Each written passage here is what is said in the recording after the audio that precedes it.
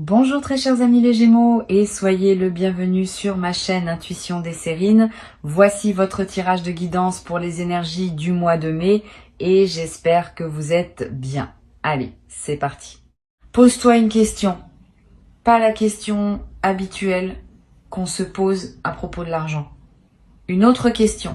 Si une somme d'argent inattendue arrivait dans ta vie cette semaine, est-ce que tu saurais ce que tu en ferais? Pas la réponse rapide qui te vient en surface. La vraie réponse.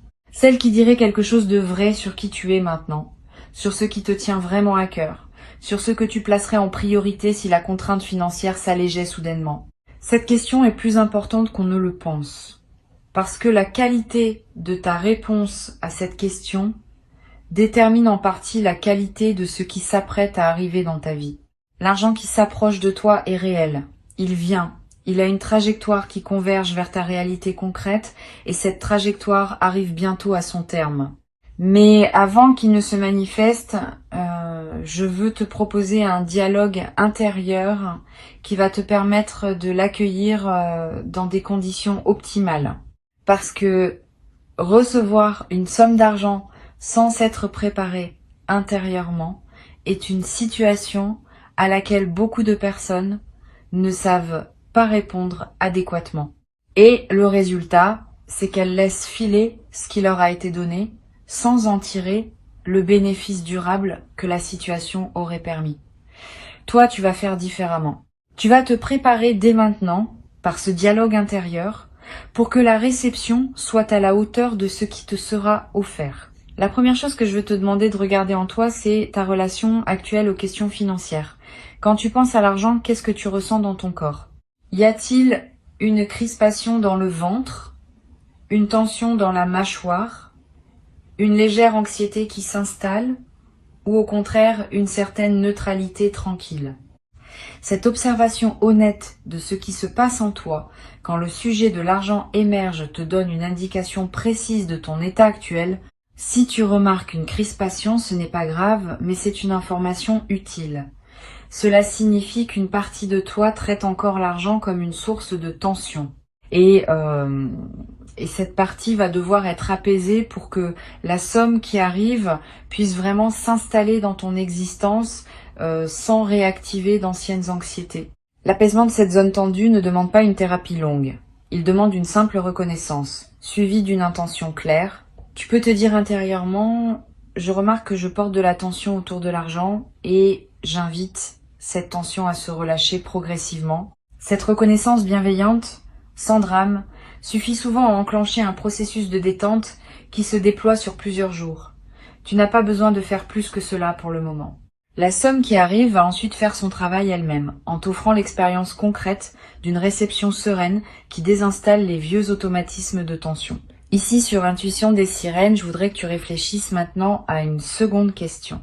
Si tu n'avais pas à justifier ton choix devant qui que ce soit, à quoi te ferait vraiment plaisir consacrer une partie de cette somme inattendue?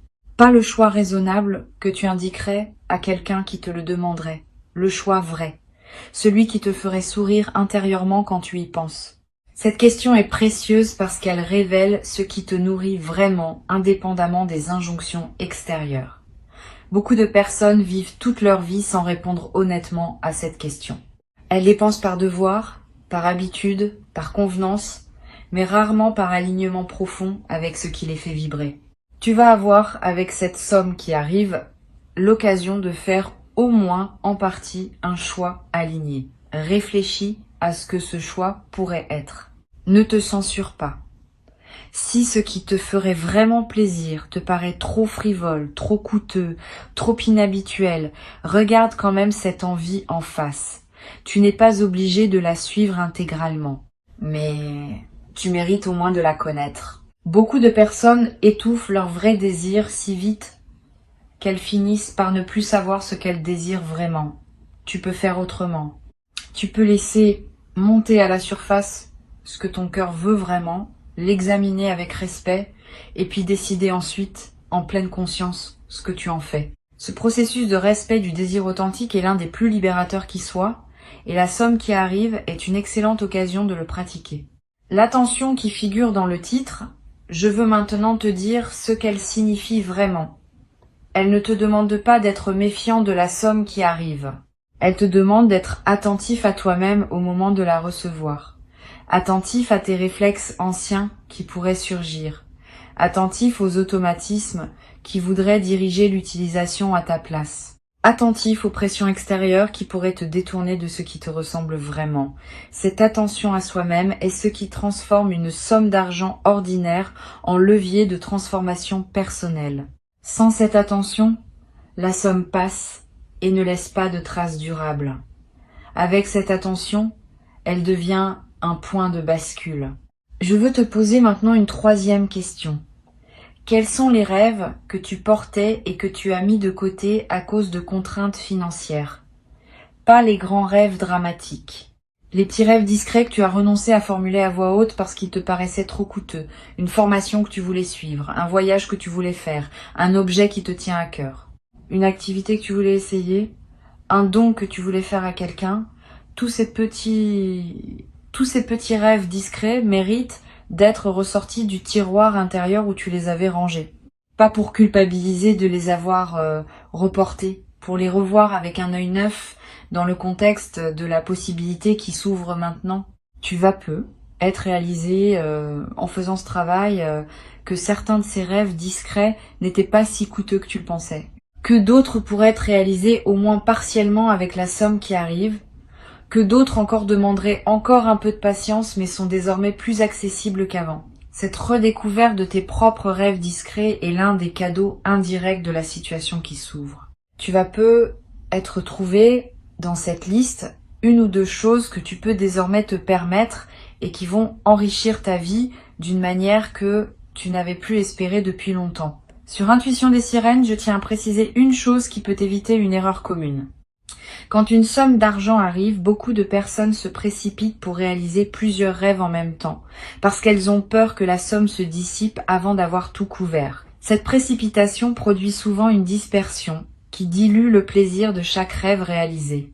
Mieux vaut choisir un ou deux rêves à honorer pleinement et garder le reste pour plus tard, quand d'autres opportunités se présenteront. La concentration est l'ami de la qualité. La dispersion est l'ennemi de la satisfaction. Cette compréhension simple peut transformer la manière dont tu utiliseras ce qui te sera donné. Tu vas peu être te demander, quand la somme arrivera, s'il faut en parler à quelqu'un de ton entourage. Cette question est importante, et la réponse n'est pas universelle. Elle dépend des personnes spécifiques qui composent ton entourage. Certaines vont se réjouir avec toi sans réserve. D'autres vont projeter leur propre frustration financière et risquer de gâcher subtilement ton plaisir. D'autres encore vont commencer à formuler des demandes qui te mettront mal à l'aise. Choisis donc avec soin à qui tu confies cette information. Tu n'as aucune obligation de transparence totale. Tu peux garder une partie de ce qui te concerne pour toi, surtout dans les premiers temps où tu intègres la nouveauté. Je voudrais te poser une quatrième question. Quelle partie de cette somme te ferait du bien à long terme plutôt qu'à court terme? Pas par devoir d'épargner. Par souci de prolonger l'effet bénéfique de ce qui t'est donné. Une partie qui pourrait être investie dans quelque chose qui produira encore des effets dans plusieurs années. Une partie qui pourrait servir à payer une dette qui pesait sur toi. Une partie qui pourrait être mise de côté pour un projet futur que tu sens venir, mais qui n'est pas encore assez clair pour être réalisé immédiatement. Cette part orientée vers le long terme est précieuse. Elle prolonge l'effet de la somme bien au-delà du plaisir immédiat, et elle te connecte à une vision plus mature de ta propre vie financière. L'équilibre idéal, à mon sens, entre plaisir immédiat et investissement long terme n'est pas universel. Il dépend de ta situation et de tes priorités. Mais une bonne règle générale consiste à ne pas laisser une somme inattendue se dissoudre intégralement dans des dépenses qui ne laissent pas de traces. Garde au moins une part pour quelque chose de durable. Cela peut être de l'épargne pure.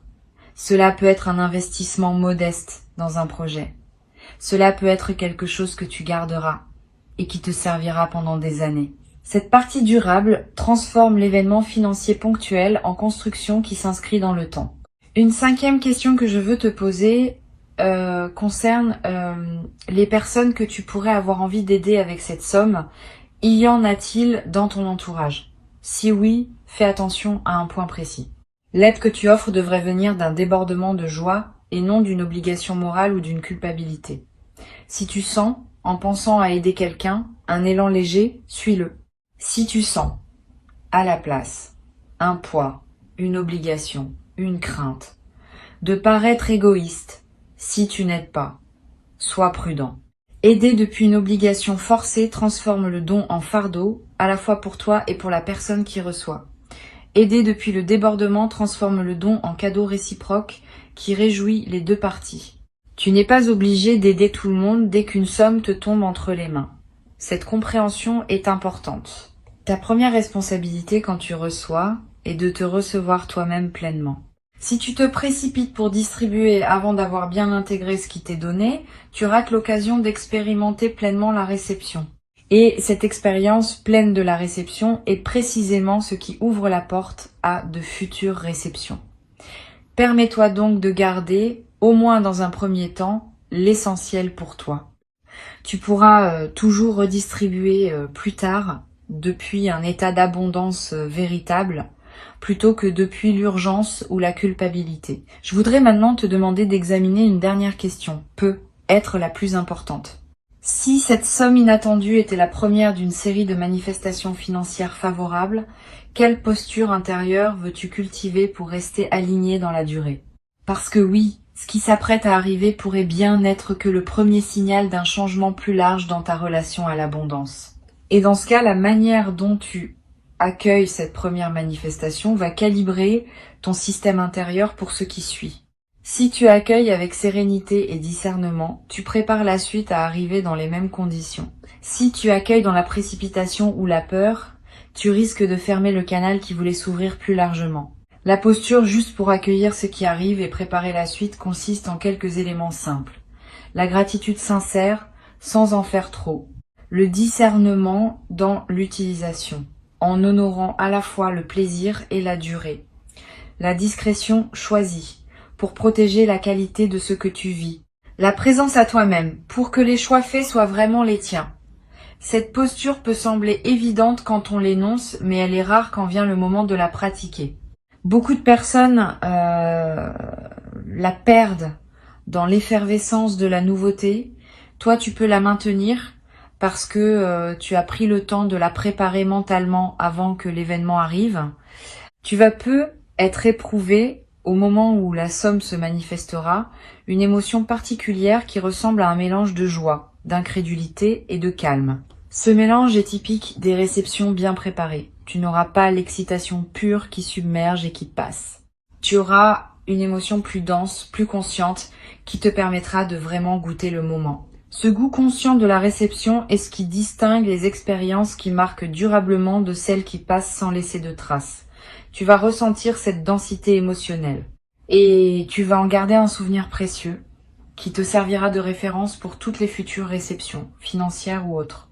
Sur Intuition des sirènes, j'aime souligner que les questions qu'on se pose avant un événement déterminent en grande partie la qualité de ce qu'on vit pendant l'événement. Tu viens de te poser plusieurs questions importantes. Tu as réfléchi à ta relation actuelle à l'argent.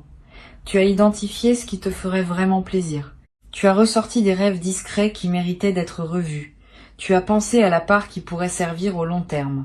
Tu as examiné la question de l'aide à apporter aux autres. Tu as réfléchi à la posture intérieure que tu veux maintenir. Ce travail préparatoire ne sera pas perdu. Il va se déployer dans ton expérience effective de la réception, donnant à ce moment une profondeur que la plupart des personnes ne connaissent jamais. Je voudrais te parler maintenant d'une dimension à laquelle on pense rarement. La somme qui arrive va affecter ton sommeil dans les nuits qui suivront, pas seulement parce que tu seras content, plus profondément. Quand un soulagement financier réel se produit, le système nerveux qui portait peut être une vigilance chronique liée aux questions matérielles, peut enfin se relâcher. Tu vas peut-être dormir d'un sommeil plus profond que d'habitude. Tu vas peut-être faire des rêves apaisants. Tu vas peut-être te réveiller plus reposé sans pouvoir précisément l'expliquer. Cette amélioration corporelle est l'un des effets indirects mais réels de la réception. Elle confirme à ton corps que tu peux baisser une garde que tu portais depuis longtemps. Cette baisse de garde corporelle peut se prolonger. Tu vas être remarqué dans les semaines qui suivent que ta fatigue chronique diminue, que ton appétit se régule différemment, que des tensions habituelles se relâchent. Ces transformations physiques sont l'expression du fait que ton corps répond positivement au changement de fréquence intérieure que la réception aura déclenché. Profite de ces transformations, ne te précipite pas pour reprendre des rythmes intenses qui réinstalleraient la tension ancienne. Donne-toi le droit de fonctionner à un nouveau régime, plus posé, plus habité. Cette nouvelle qualité de présence à toi-même est l'un des cadeaux durables qui dépasse largement le simple aspect financier de ce qui arrive. Je veux ajouter quelque chose qui peut-être te servir. La somme qui arrive a une histoire avant d'arriver chez toi. Elle a circulé, elle a transité, elle est passée par d'autres mains. Et au moment où elle arrive entre les tiennes, elle apporte avec elle une certaine énergie qui dépend de son trajet. La meilleure manière d'accueillir cette énergie est de mettre ton intention propre dans la somme, dès qu'elle arrive. Tu peux, par un simple geste mental, te dire que cet argent est désormais aligné avec qui tu es maintenant, qu'il sert tes priorités véritables, qu'il s'inscrit dans la trajectoire que tu choisis pour ta vie. Ce geste mental, qui peut sembler dérisoire, a un effet réel. Il personnalise l'argent qui te parvient et le met au service de ton parcours spécifique. Une autre dimension précieuse concerne la manière dont tu pourras parler de cette expérience plus tard, quand elle sera devenue un souvenir. Tu raconteras peut-être cette histoire à des proches, à des enfants, à des amis qui traverseront des phases plus difficiles. Et la manière dont tu raconteras va déterminer en partie l'effet inspirant ou non de ton récit. Si tu le racontes comme une chance pure qui pourrait ne plus jamais se reproduire, tu enfermes ce qui pourrait inspirer dans une narration close. Si tu le racontes comme la confirmation que les choses peuvent encore changer même quand on n'y croit plus, tu offres à tes interlocuteurs un témoignage qui peut nourrir leur propre espérance. Choisis cette deuxième manière de raconter. Elle sert non seulement les autres, mais aussi toi-même, parce que la narration que tu choisis influence en retour la fréquence à laquelle tu attireras d'autres expériences similaires. Tu vas peut-être également développer à travers cette expérience un nouveau rapport à ce qu'on appelle la chance. Beaucoup de personnes croient à une chance aveugle qui distribue ses faveurs au hasard, et elles attendent passivement que cette chance les choisisse. Cette croyance est partiellement fausse. Ce qu'on appelle la chance est en grande partie le produit d'un alignement intérieur qui s'est construit sur une longue durée. Tu n'as pas eu de chance par hasard. Tu as cultivé les conditions qui rendent possible la manifestation de ce qui arrive maintenant. Cette compréhension change ta posture pour la suite. Tu cesses d'attendre passivement la chance. Tu commences à cultiver consciemment les conditions qui rendent les bonnes choses plus probables.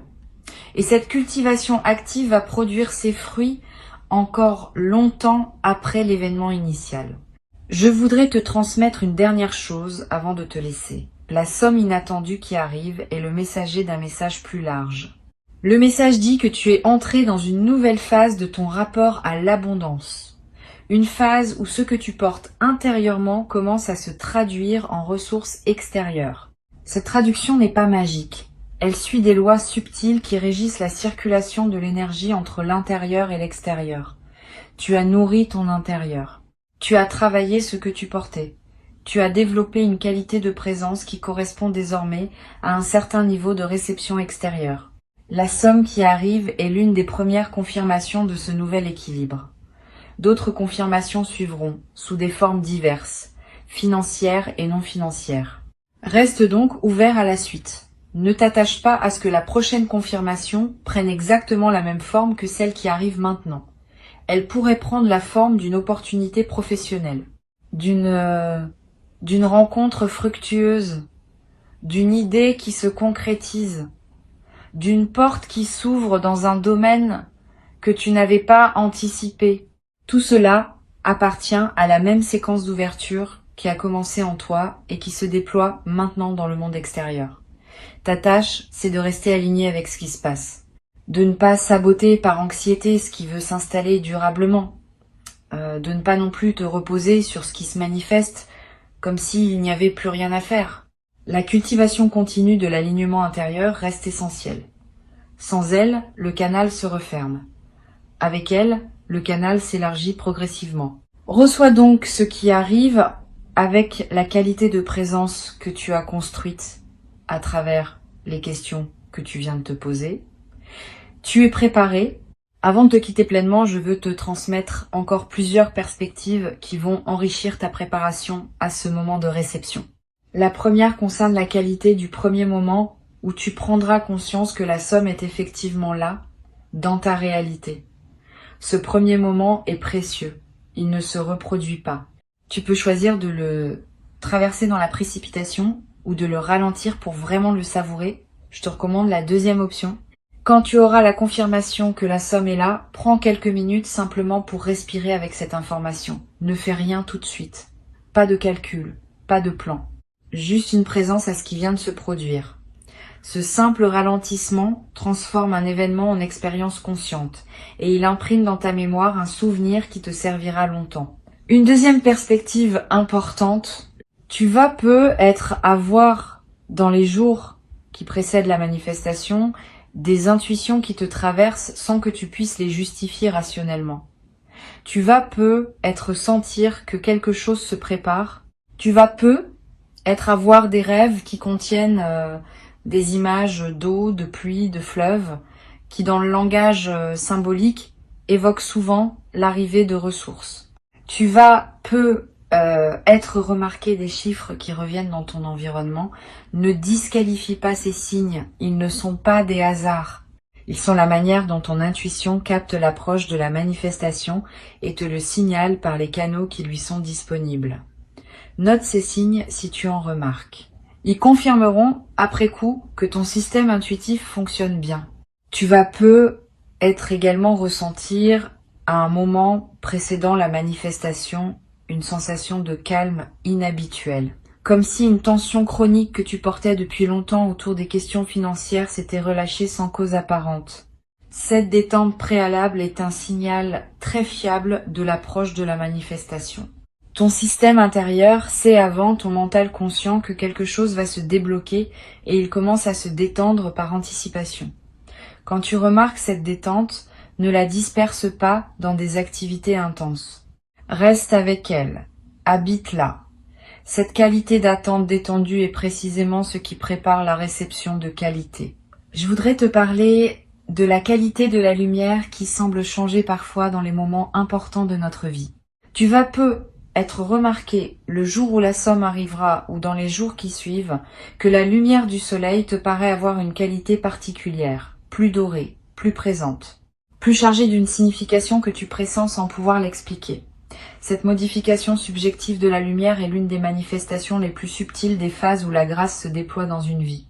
Elle reflète le fait que ta perception elle-même est en train de s'élargir. Et cette perception élargie te permet de capter dans le réel des dimensions qui te restaient inaccessibles auparavant. Profite de ce changement de lumière intérieure. Il accompagne ce que tu vis et lui donne une saveur particulière. Une troisième perspective concerne la manière dont la somme va modifier subtilement ton rapport à ton emploi du temps. Avant la manifestation, peut être que tu courais après le temps. Tu calculais, tu optimisais, tu remplissais chaque créneau. Après la manifestation, tu vas peut-être commencer à respirer différemment dans tes journées. Pas parce que tu auras moins à faire, mais parce que la pression de fond va diminuer.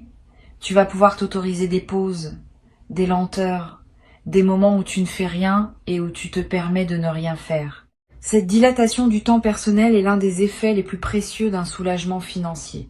Elle te donne accès à une dimension de la vie que la pression chronique te cachait. Tu vas être également constaté que tes priorités se réorganisent légèrement.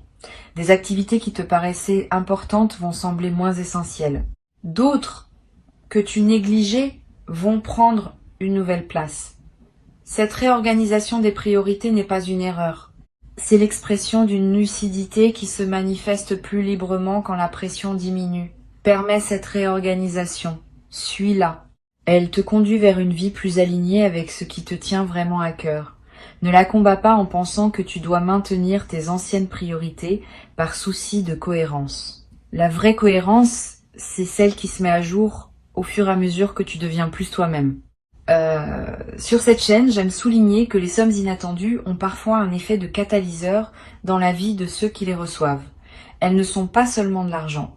Elles sont l'occasion de revisiter sa vie, de poser des choix qu'on remettait à plus tard, de prendre des décisions qui demandaient un certain coussin financier pour pouvoir être prises sereinement. Tu vas peut-être prendre, dans les semaines qui suivent la manifestation, une décision importante que tu reportais. Une décision concernant ton lieu de vie. Une décision concernant ton activité professionnelle. Une décision concernant une relation qui demandait à évoluer. Cette décision n'aura pas été directement causée par la somme. Mais la somme aura été le catalyseur qui rendait possible la prise de la décision. Cet effet catalyseur est l'un des aspects les plus précieux des manifestations financières inattendues. Tu vas peut-être avoir l'envie à un moment de marquer symboliquement la réception de cette somme par un geste rituel. Un objet acheté qui te rappellera ce moment.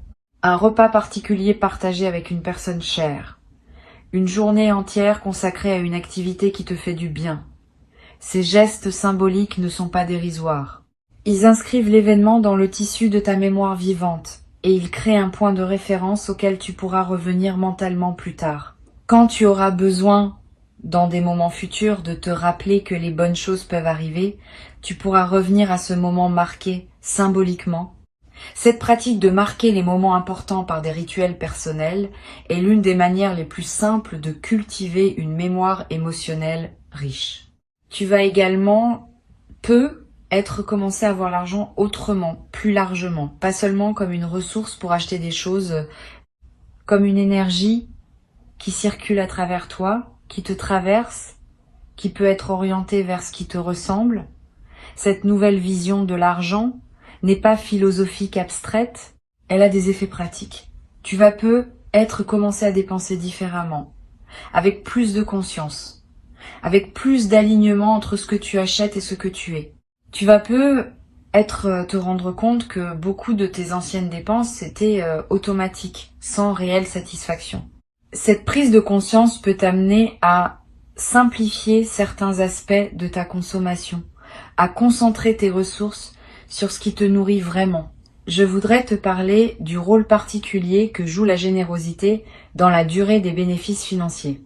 Quand on partage une partie de ce qu'on reçoit, sans que ce partage soit forcé ou culpabilisant, on entretient un mouvement de circulation qui maintient le canal ouvert. C'est pas un calcul, c'est une dynamique réelle. Les personnes qui retiennent tout par peur de manquer ferment souvent par cette retenue le canal qui voulait continuer à donner. Les personnes qui partagent un peu, depuis l'abondance et non depuis la culpabilité, gardent le canal ouvert.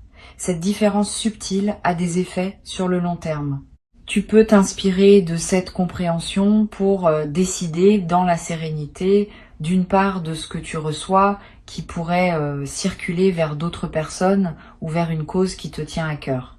Pas par devoir, par alignement avec ta nature généreuse.